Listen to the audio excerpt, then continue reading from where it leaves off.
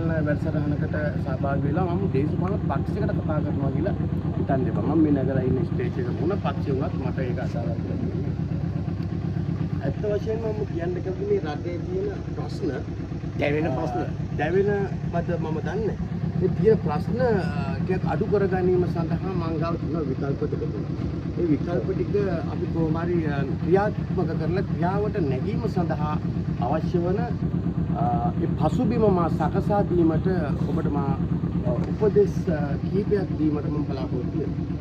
එක තමයි දෙක. දෙක කියන්නේ දෙවැනි එක නම් තුන. එතකොට තුන තමයි හතර. ඔය බැලුවේ කොහෙද බැලුවේ? මෙතන වැදගත් සම්මේලනයක සාකච්ඡාවක් කරනකොට ඔය විදිහට හැසිරෙන්න එපා. නැත්නම් තුච්ච විදිහට වැඩ කරන්න එපා මිනිහා. බහින ස්ටේජ් එකේ. නැත්නම් මම බහින. කියන්නේ ඕක කරගන්න ඕන මම යනවා.